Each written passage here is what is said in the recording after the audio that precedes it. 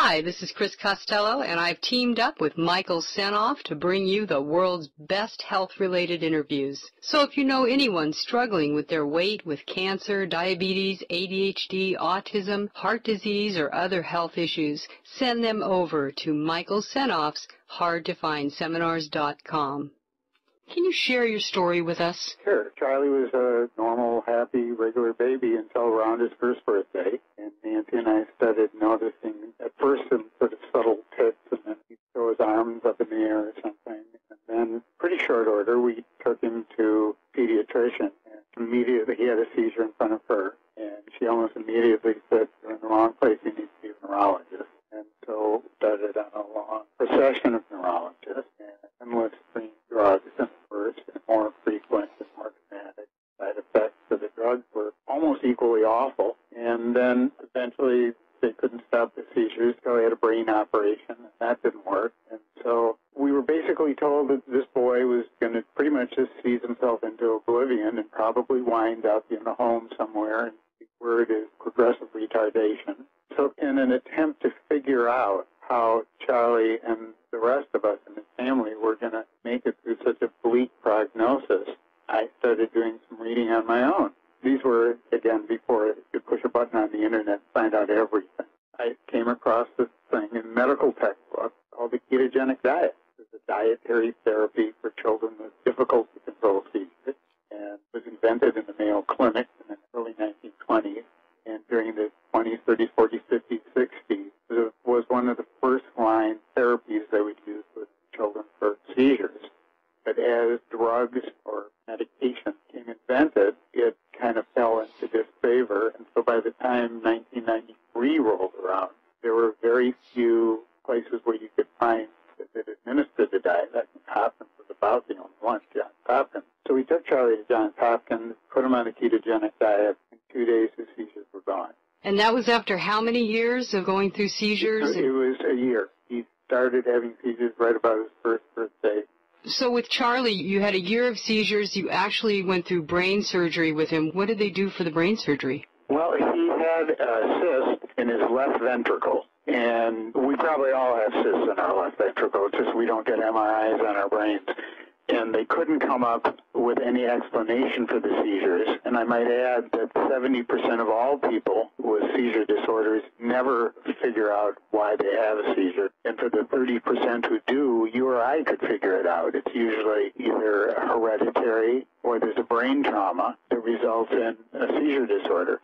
But Charlie was like 70% of folks who have seizures, and they could never figure out a reason why. But their best guess was the cyst in his left ventricle. So they did a pretty hideous operation to drain the cyst in his left ventricle. He was about 18 months old at the time, and it didn't work. You know, to see a little guy, especially, you know, your child, being wheeled into brain surgery on a gurney, it was very difficult. Statistically, 70% of people with seizure disorders have their seizures controlled with the first medication that they try. But after that, the odds of medication stopping a seizure disorder become more and more remote.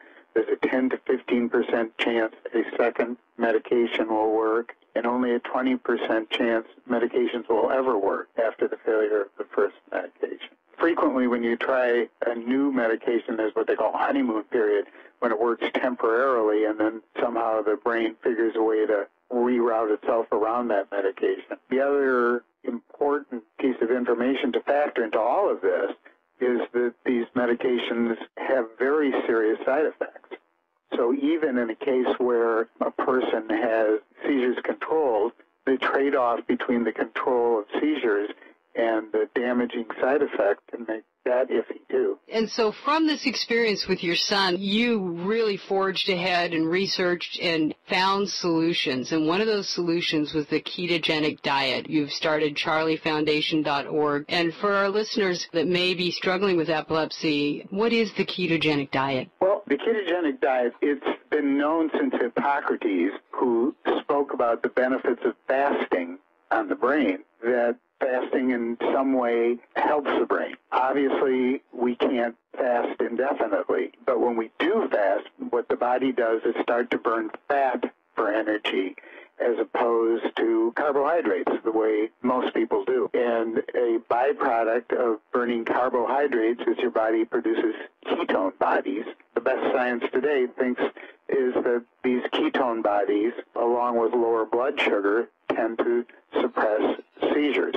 So the ketogenic diet is a high-fat diet that allows enough protein for growth, no sugar, limited carbohydrate, and because it is nutritionally not sufficient, it's supplemented by vitamins. The diet's history, as I mentioned, started in 1921 at the Mayo Clinic. It was used at lots of hospitals around the United States for many years. One of the doctors who really became a huge advocate was a guy named Livingston at Johns Hopkins.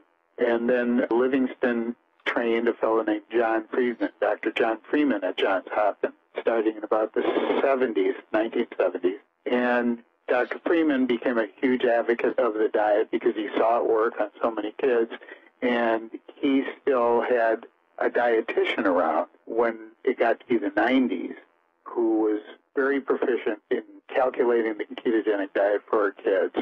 She was on her verge of retirement. So about when we found the diet, Hopkins was, I think, the only hospital around in Dr. John Freeman who really were vocal champions of the diet. So who can be helped by this diet? Well, for some forms of epilepsy, it is the only treatment. There are very high success rates with Dravet syndrome, and there are different kinds of epilepsy that respond differently, and even then it's sort of subjective. You never know to what extent a child will respond to the diet.